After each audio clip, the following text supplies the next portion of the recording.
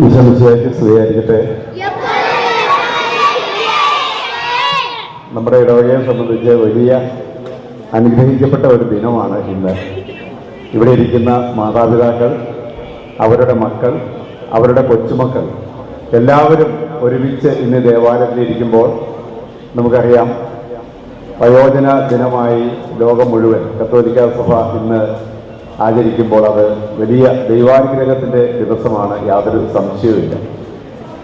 എനിക്ക് അതിനെ തന്നെ കുറച്ച് ബുദ്ധിമുട്ടുകളും പ്രയാസങ്ങളൊക്കെ ഉണ്ടെങ്കിലും നമ്മുടെ മാതാപിതാക്കളെ ഇവിടെ എത്തിച്ച പുറയിലിരിക്കുന്ന പ്രിയപ്പെട്ട മക്കൾ, അവർക്ക് നന്ദി പറയുന്നു.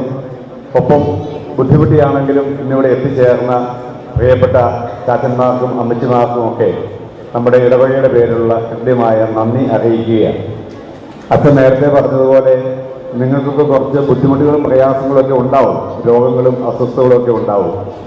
പല ഞായറാഴ്ചകളിലും ദേവാലയത്തിൽ വരാൻ ബുദ്ധിമുട്ടുള്ളവരും ഒക്കെയുണ്ട്. ഇങ്ങനെ ഒരു ദിവസം ഉണ്ടാകുമ്പോഴാണ്, അല്ലെങ്കിൽ അതിനൊരു സാധ്യത ഉണ്ടാകുമ്പോഴാണ് എല്ലാവരും കൂടി വീട്ടിൽ നിന്നൊക്കെ കൊണ്ടുപോയി വിടാനും അതേപോലെ നിങ്ങൾക്ക് ഒരു താല്പര്യത്തോടു കൂടി ഇവിടെ ആയിരിക്കാനും ഒക്കെ സാധിക്കുന്നത്. അപ്പോൾ ഇവിടെ നമ്മുടെ മക്കളും കൊച്ചുമക്കളും ഒക്കെ പുറകിലിരിപ്പുണ്ട്. ഞാൻ ആദ്യം അവരോടാണ് ഒരു കാര്യം ചോദിക്കുന്നത്. ഇവിടെ ഇരിക്കുന്ന ഈ മാതാപിതാക്കളുടെ കൊച്ചുമക്കളായിട്ടുള്ളവർക്കൊന്ന് കൈവക്കാവോ? ഇവിടെ വന്നിട്ടുള്ളവർ എത്ര പേര് ഈ മാതാപിതാക്കളുടെ മക്കളൊക്കെ ആയിട്ട് പുറകിലിരിപ്പുണ്ട്? കുറച്ച് പേരിരിപ്പുണ്ട് അല്ലേ? യെസ്. അപ്പൊ അവരോടാണ് ഞാനൊരു ചോദ്യം ആദ്യം ചോദിക്കുന്നത്. ഇന്നലെ കുരിശുവര കഴിഞ്ഞ് ഈ മാതാപിതാക്കൾക്ക് സ്തുതി ചൊല്ലി ഉമ്മ കൊടുത്തവര് എത്ര പേരുണ്ട്? എല്ലാവരും കൊടുത്തില്ലല്ലോ. ആദ്യം കൈ പൊക്കിയതിൽ പകുതി പേരെ ഇപ്പോൾ കൈ പൊക്കിയിട്ടുള്ളൂ. എന്ന് വെച്ചാൽ നിങ്ങൾ കുരിശു വരയ്ക്കാൻ കൂടിയില്ലെന്നാണോ, സ്തുതി ചൊല്ലിയില്ലെന്നാണോ, ഉമ്മ കൊടുത്തില്ലെന്നാണോ? കാരണം എന്തോ ആയിക്കൊള്ളട്ടെ, ഇന്നു മുതൽ സന്ധ്യാപ്രാർത്ഥനയ്ക്ക് ഒരുമിച്ചിരുന്ന് പ്രാർത്ഥിക്കുകയും മാതാപിതാക്കൾക്ക് സ്തുതി ചൊല്ലി ഉമ്മ കൊടുക്കുകയും ചെയ്യണം. ചെയ്യാമോ? വല്യപ്പച്ചന്മാർക്കും വല്യമ്മച്ചിമാർക്കും മാത്രമല്ല, മാതാപിതാക്കൾക്കും ഉമ്മ കൊടുക്കാനായിട്ട് ഇന്നു മുതൽ നമ്മൾ ആരംഭിക്കുകയാണ്. ഞാൻ ഈ കഴിഞ്ഞ ദിവസം ഒരച്ഛൻ്റെ മരിച്ചടക്കിനായിട്ട് പാലക്കാടിന് പോയി. അവിടെ ചെന്ന് കഴിഞ്ഞപ്പോൾ തൊട്ടടുത്ത ഒരു കസിൻ്റെ വീടുണ്ടായിരുന്നു. അവിടെ ചെന്ന് കഴിഞ്ഞപ്പോൾ എൻ്റെ അമ്മച്ചി ഒക്കെ ഉണ്ട്. അമ്മച്ചിക്ക് ഇത്തിരി വാർദ്ധക്യസഹജമായ പ്രശ്നങ്ങളൊക്കെ ഉണ്ട്. കാലിന് ഭയങ്കര വേദനയാണെന്ന് പറഞ്ഞ് അസ്വസ്ഥത കാണിച്ചു. ഉടനെ അവിടുത്തെ കുഞ്ഞമ്മ +2 പഠിക്കുന്ന മോനോട് പറഞ്ഞു, എടാ അമ്മച്ചിയുടെ കാല് തിരിഞ്ഞു കൊടുക്കലാന്ന് പറഞ്ഞു. ഞാൻ അത്ഭുതപ്പെട്ടു പോയി. ആ കൊച്ചുമകൻ +2 പഠിക്കുന്ന മകൻ പെട്ടെന്ന് എഴുന്നേറ്റ് വന്ന് അമ്മച്ചിയുടെ കാല് തിരുമ്മുകയാണ്. ഇവിടെ ഇരിക്കുന്ന എത്ര കുട്ടികൾ നിങ്ങളോട് ഏതെങ്കിലും ഒരു കസിൻ പറയുകയാണ് ഒരു വെല്ലുമിച്ചിയുടെ കാല് തിരുമാൻ പറഞ്ഞാൽ? കാല് തിരുമാൻ മടിയില്ലാത്ത എത്ര പേരുണ്ട്? കൈ നോക്കിക്കേ. മടിയുള്ളവരാണ് കൂടുതൽ. കുഴപ്പമില്ല, തീർച്ചയായിട്ടും നിങ്ങളിപ്പോൾ കാല് തിരുമ്പി കൊടുത്താൽ പ്രായമാകുമ്പോൾ നിങ്ങളുടെ കാലും കൊച്ചുമക്കളൊക്കെ തിരുമ്പി തരും. അതുകൊണ്ട് തീർച്ചയായിട്ടും മാതാപിതാക്കളോട് ഏറെ സ്നേഹവും വാത്സല്യവും കരുതലും ഉള്ളവരായിരിക്കണം മക്കളും കൊച്ചുമക്കളും ഒക്കെ, യാതൊരു സംശയവുമില്ല. ഞാനൊരു 2-3 കാര്യങ്ങൾ കൂടി പറഞ്ഞിട്ട് അവസാനിപ്പിച്ചോളാം അച്ഛാ. എനിക്കിനി പറയാനുള്ളത് എൻ്റെ മുന്നിലിരിക്കുന്ന പ്രിയപ്പെട്ട അപ്പച്ചന്മാരോടും അമ്മച്ചമാരോടുമുള്ള കാര്യങ്ങളാണ്. ഒരു 5 കാര്യങ്ങൾ പറയാം. പഞ്ചശീലങ്ങൾ എന്നാണ് അതിന് പറയുക. 5 കാര്യങ്ങൾ. അത് ഒത്തിരി ദീർഘമായിട്ടൊന്നും പറയുന്നില്ല, പെട്ടെന്ന് പറഞ്ഞു പോവാം. ഒന്നാമത്തെ കാര്യം നമ്മളെല്ലാവരും ചെയ്യുന്ന കാര്യമാണ്. എന്തായിരിക്കും അത്? എന്തായിരിക്കും? എല്ലാ ദിവസവും കൂടുതൽ സമയം നിങ്ങൾ ചെയ്യുന്ന കാര്യം എന്താണ്? ഇതാ ഈ ചട്ടയും കൊണ്ടുകൊടുത്ത് അമ്മച്ചി പറഞ്ഞു പ്രാർത്ഥിക്കുന്നതാണ്. ആണോ? ഏറ്റവും പ്രധാനപ്പെട്ട കാര്യം പ്രാർത്ഥനയാണ്. പഞ്ചശീലങ്ങളിൽ ഏറ്റവും കൂടുതൽ നിങ്ങൾ സമയം ചിലവഴിക്കേണ്ടത് ഈ പ്രായത്തിൽ പ്രാർത്ഥനയാണ്. അച്ഛൻ നേരത്തെ പറഞ്ഞു പ്രാർത്ഥിക്കുന്നത് എന്ത് പറഞ്ഞാണ്? ഇപ്പോഴും 70 വയസ്സിന് ശേഷവും 80 വയസ്സിന് ശേഷവും തമ്പുരാന്റെ സന്നിധിയിൽ ഇരുന്ന് പ്രാർത്ഥിക്കാൻ, മക്കളോടും കൊച്ചുമക്കളോടും ഒപ്പം ആയിരിക്കാൻ ദൈവം അനുഗ്രഹിച്ചതിന് നന്ദി പറഞ്ഞുകൊണ്ട് പ്രാർത്ഥിക്കണം. ഒന്നാമത്തെ കാര്യം അതാണ്. രണ്ടാമത്തെ കാര്യമാണ് നിങ്ങൾക്ക് ഏറ്റവും ഇഷ്ടപ്പെട്ടത്, നല്ല ഭക്ഷണം. നല്ല ഭക്ഷണം, നിങ്ങൾക്ക് ഇഷ്ടമുള്ള ഭക്ഷണം ആവശ്യത്തിന് കഴിക്കാം. ഷുഗർ കാണും, പ്രഷർ കാണും, ഒക്കെ ഉണ്ടാവും. മരുന്നും കഴിക്കാം. അപ്പൊ തീർച്ചയായിട്ടും നല്ല ഭക്ഷണവും പറ്റുന്ന പോലെയുള്ള വ്യായാമവും മുറ്റത്തോടെയും വീടിനകത്തുമൊക്കെ നടക്കാനൊക്കെ പറ്റുന്ന രീതിയിലുള്ള വ്യായാമം. അപ്പം നിങ്ങൾ ഭക്ഷണത്തിന് എല്ലാ ഈ ഇറച്ചിയും മീനും മാത്രമാണ് നല്ല ഭക്ഷണം എന്ന് തെറ്റിദ്ധരിക്കരുത്. പ്രായമായവരെ സംബന്ധിച്ച് ഏറ്റവും കൂടുതൽ അഭികാമ്യമായിട്ടുള്ള കഴിക്കേണ്ട ഭക്ഷണം എന്ന് പറയുന്നത് പച്ചക്കറികളൊക്കെയാണ്. പച്ചിലകളും പച്ചക്കറികളും. മാതാപിതാക്കൾക്കൊക്കെ വയറ്റിൽ നിന്ന് പോകാനൊക്കെ ബുദ്ധിമുട്ടുള്ള ഒത്തിരി ആൾക്കാരുണ്ട്. അവരൊക്കെ ഈ ഇറച്ചി മീനും, എല്ലാവർക്കും ഇഷ്ടം മീനും ഇറച്ചിയൊക്കെയാണ്, ഇത്തിരിയൊക്കെ കഴിക്കണം, തീർച്ചയായിട്ടും കഴിക്കാം. പക്ഷേ ഒപ്പം പച്ചക്കറികളും ഒക്കെ കഴിച്ച് നല്ല ഭക്ഷണം കഴിക്കണം. ചെറിയ വ്യായാമം. രണ്ട് കാര്യങ്ങളായി.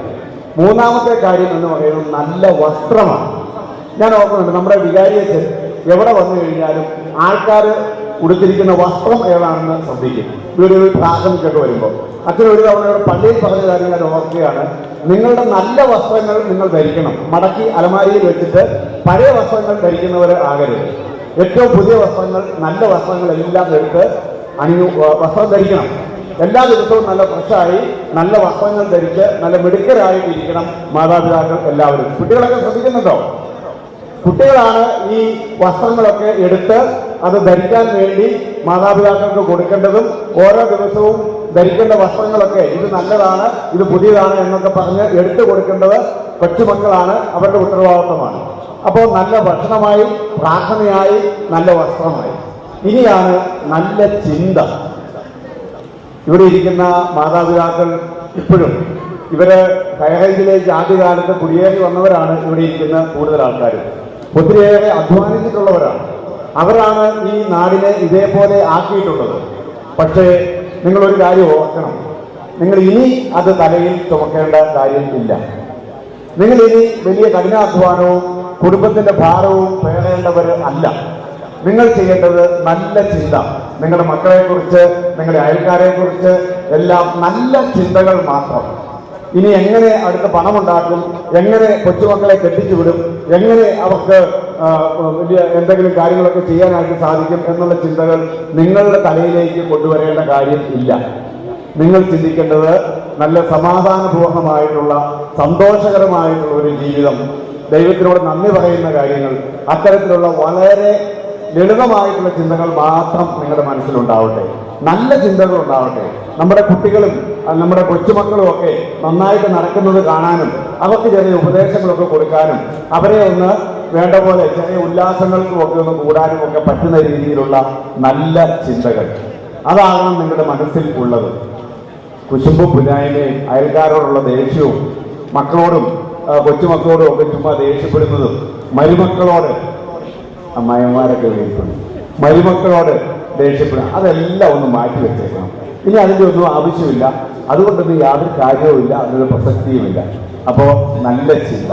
ഇനി അടുത്തത് നല്ല സംസാരമാണ്. നല്ല സംസാരം. നിങ്ങൾ നല്ല കാര്യങ്ങൾ മാത്രം സംസാരിക്കുക.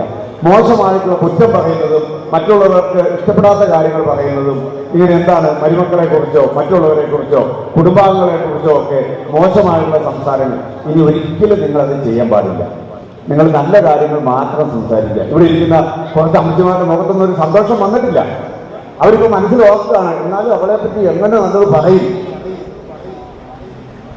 നല്ലത് പറയുമ്പോഴാണ് നമുക്ക് നമ്മുടെ മനസ്സിന് സന്തോഷം ഉണ്ടാകുന്നത്. ഒരു കാര്യം നിങ്ങൾ ഓർക്കണം, നമ്മുടെ ചിന്ത എന്താണോ, നമ്മുടെ മനസ്സിൽ എന്താണോ അതിനനുസരിച്ചുള്ള ഹോർമോണുകൾ നമ്മുടെ തലയിൽ ഉണ്ടാവും, തലയ്ക്കകത്ത്. അപ്പോൾ നല്ല ചിന്തകളാണെങ്കിൽ നമുക്ക് സന്തോഷത്തിനുള്ള ഹോർമോൺ ഉണ്ടാവും. മോശം ചിന്തയും ദേഷ്യവുമാണെങ്കിൽ അതിനെ പ്രോത്സാഹിപ്പിക്കുന്ന ഹോർമോൺ ഉണ്ടാവും. അപ്പൊ നിങ്ങൾ എപ്പോഴും ഇങ്ങനെ മുഖമൊക്കെ ഇങ്ങനെ വല്ലാതെ ക്രൂരഭാവത്തിലിരിക്കും, ചിന്ത എപ്പോഴും മോശമായിരിക്കും, നിങ്ങളുടെ ആരോഗ്യത്തെ ബാധിക്കും, രോഗങ്ങൾ ഉണ്ടാവും. അപ്പൊ അതുകൊണ്ട് നല്ല ചിന്തയും നല്ല സംസാരവും, എല്ലാവരോടും നല്ല കാര്യങ്ങൾ മാത്രം പറയാനായിട്ട് നിങ്ങൾ പ്രത്യേകം ശ്രദ്ധിക്കണം. ഇത്രയും കാര്യങ്ങളാണ് നിങ്ങളുടെ മനസ്സിലേക്ക് കൊണ്ടുവരാൻ ഞാൻ ഉദ്ദേശിച്ചത്. അപ്പോൾ നല്ല സംസാരവും നല്ല പ്രവൃത്തിയും നല്ല ചിന്തകളും നല്ല ഭക്ഷണവും നല്ല വസ്ത്രവും, സർവോപരി ദൈവത്തിന് എന്തും നന്ദി പറഞ്ഞുകൊണ്ട് ജീവിക്കുന്ന പ്രിയപ്പെട്ട മാതാപിതാക്കളാകുവാൻ നിങ്ങളെ ദൈവം അനുഗ്രഹിക്കട്ടെ. നിങ്ങളെ സഹായിക്കുവാൻ നിങ്ങൾ പിന്നിലിരിക്കുന്ന കൊച്ചുമക്കൾ തീർച്ചയായും നിങ്ങളോടൊപ്പം ഉണ്ടാവും. ഇതുവരെ ഉമ്മ തന്നിട്ടില്ലാത്തവർ ഇന്ന് മുതൽ കുരിശ് വരച്ച് സ്തുതിയെത്തി കഴിയുമ്പോൾ ഉമ്മ തരും. മാതാപിതാക്കൾക്ക് ഉമ്മ കൊടുക്കും. അത് കൊടുക്കുന്നുണ്ടോ എന്ന് നോക്കേണ്ട ഉത്തരവാദിത്വം നിങ്ങൾക്കുണ്ട്. അങ്ങനെ സന്തോഷകരമായ അടുത്ത വയോജന ദിനത്തിലും അടുത്ത വർഷവും നമുക്കിവിടെ ഒരുമിച്ചായിരിക്കാൻ ദൈവം അനുഗ്രഹിക്കട്ടെ എന്ന് പ്രാർത്ഥിക്കുന്നു. നന്ദി.